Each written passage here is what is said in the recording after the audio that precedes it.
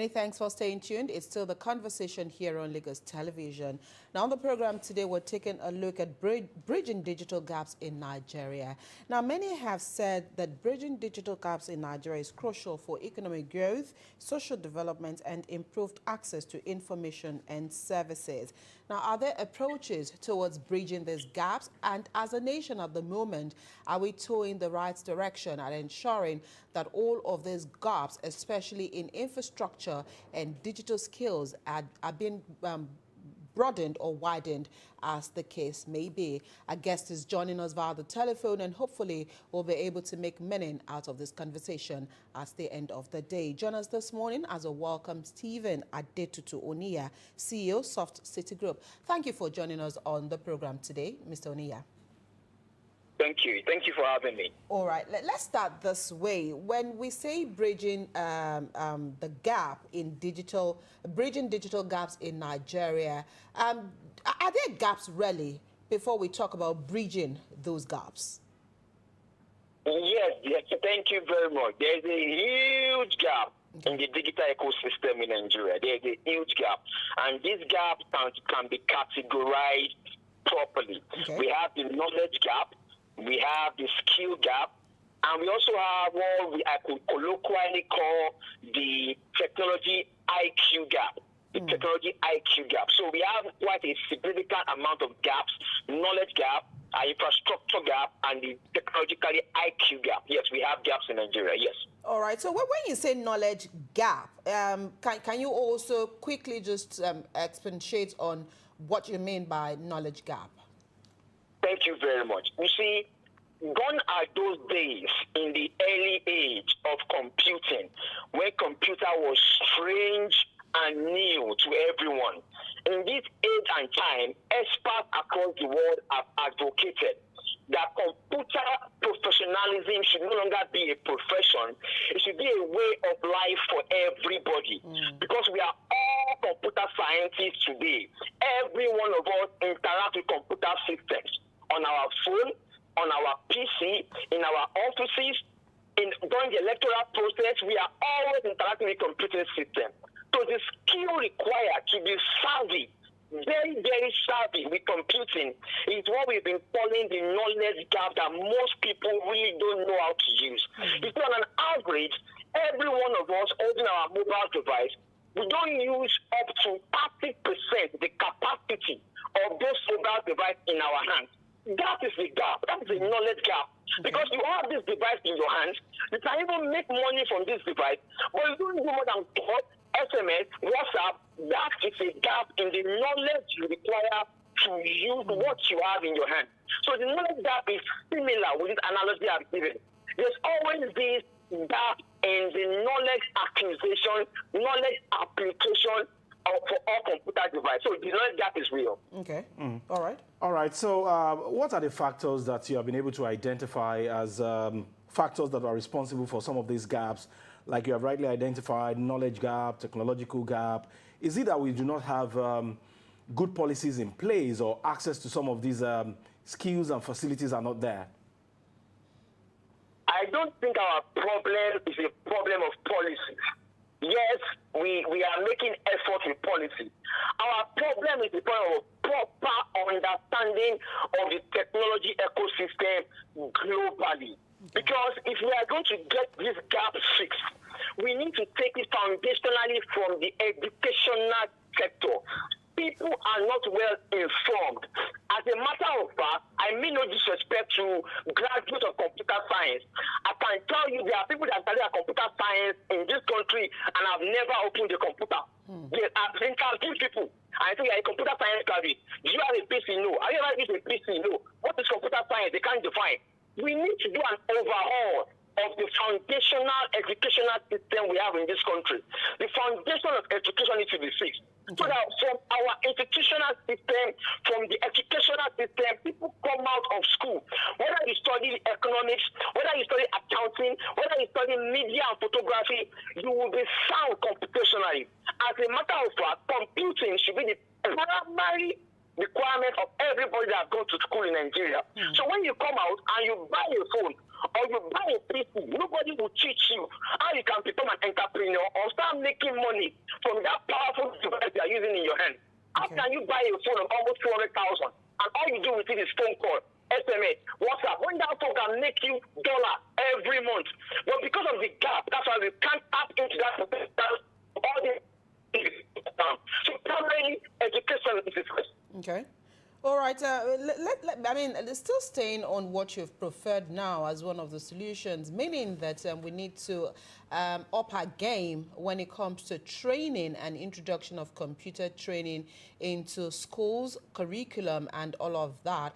But some people would also say that the costs of owning a PC or cost of getting some of this hardware into schools and centers is also a huge problem, because we import a couple of these things. Only very few are locally manufactured, and those that are locally manufactured are not that cheap. Is this also one of the issues we're contending with? Very correct. Very correct. The economic situation also have an overlapping contribution factor. Yes, it does. But we shouldn't limit ourselves because people cannot buy phones or buy PCs. That is where the issue of government intervention can come in. People can actually find a way. For example, all these devices we invest our hard-earned money in Nigeria here to get every time. Overseas, they are subsidized. Some of these devices, they just go and change their old phone for a new phone, and we have a strategy of how they manage their devices. We can have government intervene in how these devices can get to schools. But you see, to have foundational education in computing in this country, you don't need to give every single student a phone. All we need is a sufficient laboratory, computer laboratory in all these schools with a few computers. Okay. All the students don't need to have a computer. So what I'm saying is a simple intervention mandating every school from primary, secondary to have a computer laboratory in their school as a compulsory requirement. Get a basic computer in your school and make sure they have computing experience. That should suffice. But you are very correct, and the economic interest of being able to acquire these devices is a challenge. Sorry, Ajibola, I'm so sorry to cut you, but just to add up to what you've said, are we also looking at promoting local assemblage here? Because oftentimes you also hear that these things can be assembled here, and then maybe just bringing a couple of the components for them to work from abroad. Homegrown solutions, we've been preaching homegrown solutions. Is that also one way that we need to start looking at the moment? Very correct. And assembly of devices like PCs, we have in Nigeria. We've had organizations that assemble PCs for sale. But I'm not sure if we have a phone, a mobile device. But nevertheless, you see, there's a psychological reaction to Nigerian PCs. Right. Because we know, pardon me, I will not mention the brand. No, that's okay. But I know there are PCs being assembled and sold here in Nigeria. But Nigerians will rather go and ask for a Dell, ask for an HP, because they don't trust our local content. Right. That is where mindset shift needs to happen. Because it's one thing to start assembling phones, start assembling PCs, and distributing it in the Nigerian market, even if it's cost effective. Some people have this foreign quality mentality that if it's not made in the US, if it's not made in China, then it is fake. As a matter of fact, some people have associated our country, Nigeria, with fake products. Right. But I can assure you, if you can shift our mentality, shift our mindset, and start patronizing those that are already assembling in the country, more people will start assembling and be doing more for us as a country. I am sure of that. Okay, all right. Okay, beyond the provision of those computers, like you rightly mentioned, what about the access and the penetration of internet? And is it true that we are very slow in the implementation of our national broadband plan? Okay, you see, the question you asked about, is it true that we are slow in implementation of the national broadband plan? You see, I wouldn't want to answer that question in the affirmative. Yes, it feels like we are slow. Yes, it feels like we are not moving fast. But you see, the reason why I'm not going to affirm that question and say yes It's because, you see, when you're planning a broadband plan on a national level, there are so many things that you will consider into it. There are so many players, so many stakeholders, and you need to carry everybody along. And as you can see, Nigeria is an ecosystem where everybody operates on, even our government, they don't have collaboration. So when you talk of bringing stakeholders together to be able to plan a national broadband plan or an e-government plan, whatever you are doing, we should expect that there will be bottlenecks and there will be challenges. So let's just give them the evidence of doubt that the slowness they are having is as a result of the overhead they are going through in trying to set the entire network of stakeholders in proper alignment. Okay. I'm sorry, Abimbola. What about access to internet? You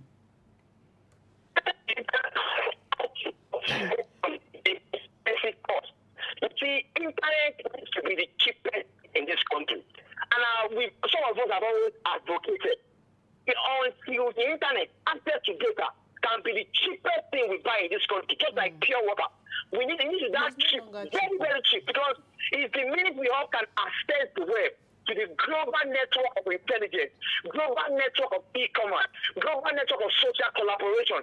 The ease for everybody in Nigeria, from the rural community to the urban center, to be able to access this internet is what will drive us digitally. So the access to internet now is currently appalling. It is expensive, and we have an appalling service. As a matter of fact, in this country, you will pay for data, and you will not, at the end of the month, the data will be almost 80%. And not because you don't want to use it, but because you cannot use it.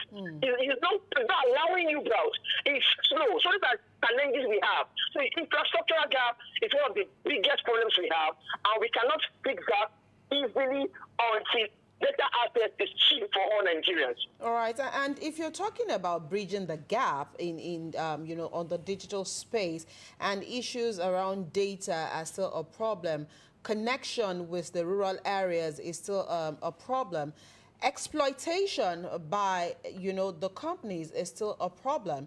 Are we really serious that in this age and time, indeed, we would like to bridge those gaps? Well, I will plead with you to not allow me flog our unseriousness in public. I don't want to flog our unseriousness in public. You can be mild about it. So you see, we've politicized technology in this country, and some of us have been screaming that technology is not a medal. As a matter of fact, please go and look at every decision maker, in government, policy makers that have ever mentioned anything related to technology. They say it because they want to score a medal. When they use the word, I'm going to use artificial intelligence. They are scoring points by saying, I know technology. Technology is not something that we see as a critical strategic asset in this country. We see like some departments, some IT departments that we can just use and say, we are using AI. Yes, we are going to use technology. It's like a medal. And until we fix that, you cannot, at the level of unseriousness we have in this country, that of policy making, shows they don't understand what technology can give us and what it can take away from us. Because if we don't get the policies right, what technology would deny us as a country is way, way, way more than what it can give us as a country. And we are in an age where artificial intelligence will move us into a completely different kind of era. And yet in this country, we are still talking about dilapidated infrastructure. And yet the world is moving to an advanced stage. We are talking metaverse overseas. We are talking robotics overseas. We don't have these things in real application in this country. And yet our leaders, any small thing you let them say technology, any small thing they say AI, they are just trying to score technology medal. So it can be like, I said it, I brought it to this country. But they don't really have good and genuine intention to apply it and make it work for us as Nigerians. Okay. Joy has a question. Okay, Mr. Oniya, you said something earlier that how can one have a smartphone and all you do with the smartphone is just to do WhatsApp and SMS. So now, my question is, almost everyone has a smartphone. How can people get the most of their phones beyond social media? Did you get the question, Mr. Nia? I didn't get the question. All right, so she referenced to the fact that you did say earlier on that people have their mobile phones, but you use just about just less than half of the percentage of the functions of that phone. And so how can people make more use of their phones and then take full advantage of all the positives that a mobile phone has? Joy, is that your question? Okay. Did you get that now? I get the question now. Okay. How can people take advantage of their mobile devices to make a living? I believe that's what you're asking me. Yes. Now, that's a fantastic question. You see, years ago, maybe 15 years ago, when they asked me this question, I have to explain what you can do with your phone, what you need to type, where you need to go. But this age, we have ChatGPT. So I'm going to give you a prompt engineering response, meaning how can you design your prompt to ChatGPT to help you make money from your phone? Don't go to ChatGPT. I use a Samsung Galaxy A7. I'm giving you an example, or an S21. And I would like to use my device as an entrepreneur to make money. If you give that kind of a prompt to ChatGPT, ChatGPT will give you a long list of what you can do with your phone that you can make money from. And you can from there. It will tell you, first and foremost, get an account on this platform and do this. It will give you guide. So my response now, if you ask me this question is, I refer them back to ChatGPT. Go and tell ChatGPT the model of your phone. Tell ChatGPT your country of origin. Tell him the kind of business you want to do, and it will give you a detailed outline of how you can do the business with your phone. All right. So gradually, it means that you've just said here that we need to just look at one of the many functions that that particular app can help us do, so that you can get more money through your phone, or put your phone into more optimal use. Ajibola, you had a question? Okay, I just want to confirm something I read online about the fact that 52% of internet users in Nigeria are still connected to 2G, when other countries are already shutting down 2 and 3G. And all these hype about 5G, is it true that we have 5G in Nigeria? You see these questions you're asking me, they're going to make me flog a lot of matters that experts like us have been managing. You see this question you just asked about 2G, 3G, I'm not even going to start from there. Let's start from 5G. There are people in this country, because I'm trying to manage what I'm about to say. There are 5G. They paid for 5G, but they are not enjoying 5G. And I can tell you, we've monitored it, we've measured it over and over again. There are 5G modems in this country that they will give you to your office. When you on your 5G, the modem will drop to 4G in your presence, and you will notice it's not 4G, and they show it to you as 5G. There are people with 3G networks that they will pay for data, 1,000 naira for 1 month. Maybe they give them 2 gig. They can't use up to 500 MB for the whole month, no matter how much they browse, because the data access is not there. They can't even enjoy it. They will keep trying to browse. It's just be loading and loading and loading. We don't get value for data in this country. As a matter of fact, the telecommunication companies require the deserve to be fined. They have to be fined for the poor service providers in this country. I can't tell how many times you will need a phone call in this country. They are not hearing you. You can't get the person. I'm not getting value for your credit net. Your whole time will be deducted. And you did not get value for that minute. I have been on the network for over 2-3 minutes. I will keep saying hello, hello, hello. Can you hear me? And I was debited. That is the reality of our telecommunication infrastructure in this country. Wow. We pay for data, we don't get it. We pay for airtime, we don't use it. That is the problem. So don't let's drop this matter too much. It's where we are, and this is what we do. But we can't talk about these issues if indeed we want to bridge the digital gaps, and we cannot give knocks. If there are no knocks, and then how can these bodies ensure that they are on their right path? Let's quickly talk about electricity and infrastructure. Because if we're thinking of bridging the gaps and there is no constant power supply, the infrastructure are not there, then are we really ready to bridge any infrastructure? I know that there are other sources of electricity or other sources of power. There's the solar, those who have the inverters and all of that. But for the common, don't let me say the common. Let's say for the rural, the rural dwellers, who would probably just stick with electricity supply from the grid. Is there a way out? Are we really talking about bridging the gaps here if there is no constant supply? We cannot bridge any gap without constant supply. I will not mix word about it.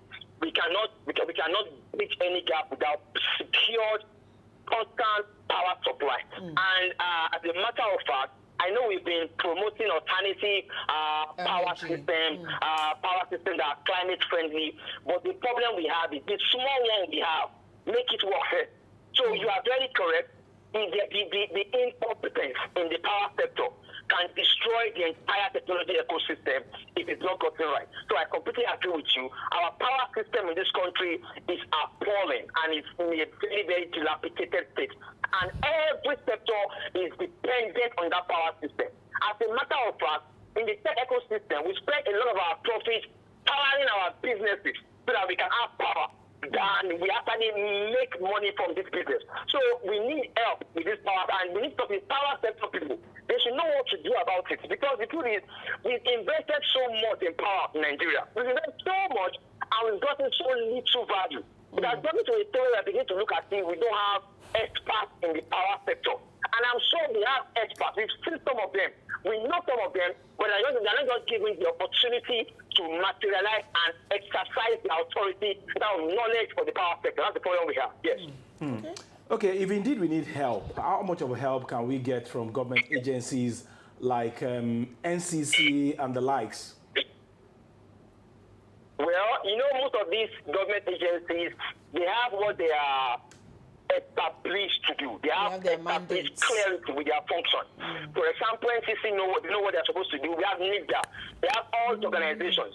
I just feel these organizations need to do more. And my theory about them is it will take a while before we can start getting reliable and efficient results from this organization.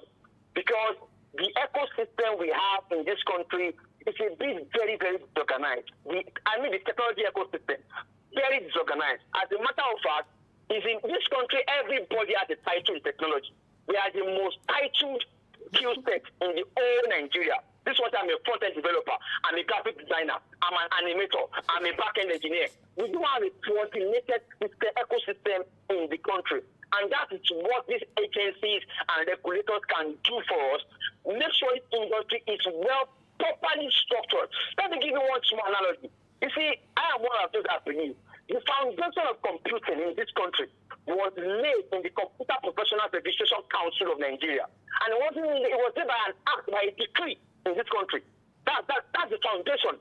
You see, ask anybody, any young tech person in this country, they have pure disregard for the foundation of computing in this country. For example, if you come on, if you see someone like Professor Sopiso, these are people that have invested heavily in computing in Nigeria.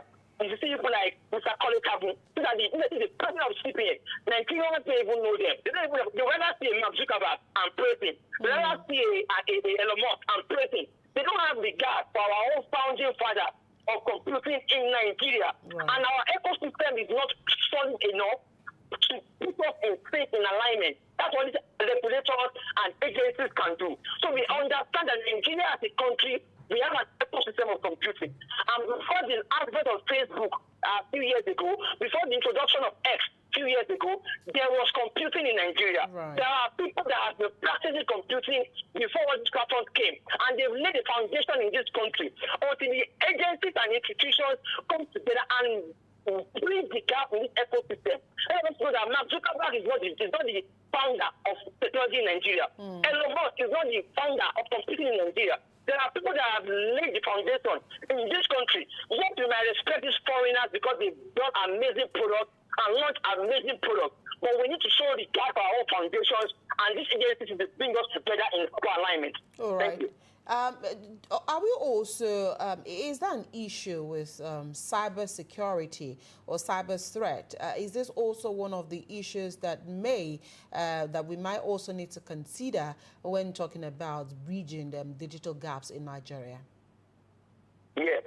Cyber security is one of the biggest threats.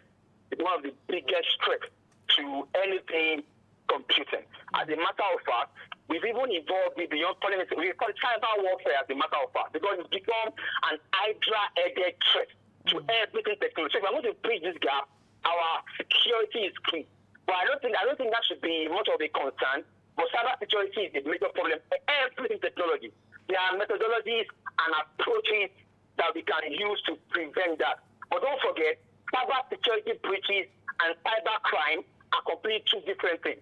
We might be able to fix cyber security infrastructure, but the criminals that have committed cyber crime with technology, those ones, they are a completely different kind of management. We need the security forces, we need EFCC to help us in this industry and chase away the bad eggs, so those of us that know what we actually can focus. Okay. No doubt about it, we are still lagging behind when it comes to digitization and, of course, broadband internet connectivity. But are you positive that we can still catch up? Yes, I believe so. Absolutely, I believe so. So what are the things that we need to do? Long term, short term? Well, I feel in the short term, we've done the right things by having the right policy frameworks in place. You see, I must confess, the current dispensation with some of technology policies, that's our current Minister of Digital Economy, it's been a fantastic job to an extent. I will not rule that out. Okay. We are making gradual progress, and we need to be patient because the state of our technology infrastructure in this country is so porous that we cannot rush into anything. So with the short term, having the right policy that can back up our 5G network, the right policy that can back up our technology infrastructure, our data privacy, that's what we need to do in the short term. In the long term, we need skill acquisition. We need to train talent in this country. And that's what I think they are doing with the 3MTT program. We need to train as most people that we can train in this country so that they have the capacity to be able to apply technology and fix our entire ecosystem. I think I'll be able to answer your question. All right, before we allow you go, I'll quickly take you back to what you mentioned earlier, where you talked about the three things, and then you talked about tech IQ gap. Where are we in that, and how do we also look at bridging that gap that you've also mentioned here in all of this conversation?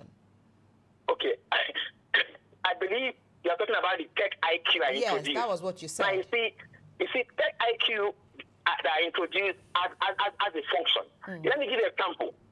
If you go to countries like China, they have a very high-tech IQ. So much in that place, in that environment, they build their own Google. They don't use Google.com. They have their own Google. They have their own Uber. They have their own everything. They have their own social network. Go to Russia. They have their own social network. They have a very high IQ. And they've been able to connect themselves internally as a country. Okay. Meaning, I want to chat with you on social media. I don't have to send my message to a server in the US to be able to reach you on your phone. We can have our own social network, have our own search engine, have our own email. We can have everything in this country. There are countries that have done it. That is what they have. That's what they call a country that have very high tech IQ. They've been able to structure their country and environment so that they are not dependent on a foreign country with all the technological infrastructure like we have in this country. So everything we have in Nigeria, we are dependent on other nations' technology. And I think we can't build our own version. But everything we use, even our banks, the technology infrastructure they use to build their software, they are all still borrowed or subscribed to foreign entities. Until we have a high-tech IQ, we can localize this infrastructure and have them on our soil. Built for us, used by us, we cannot boast that we have a high-tech IQ in Nigeria. All right, we'll have to leave this conversation here this morning. Thank you so much, Stephen Adetutu Oniya, CEO of Soft City Group, for finding time to speak with us on the program. We appreciate your thoughts. You're welcome. Thank you. All right, we've been speaking with our guest there via the telephone this morning. And Jibola, I was just going to make a joke out of what he said. I'm talking about the tech IQ, though. And I was just going to say that I guess that before we are able to get to that level, we need to solve all our teething issues first. Yes. Before we start thinking of developing our own domain. And we're still dealing with grid collapse. And infrastructure. And so I'm sure that right now... And even when you go to our rural areas, internet penetration there is still really quite low, especially really in the north. Well, maybe not only in the north. Funny enough, there are some places in the southwest that you go to as well that is really bad. You can't use certain networks. They will tell you, if you have the SIM, don't bother.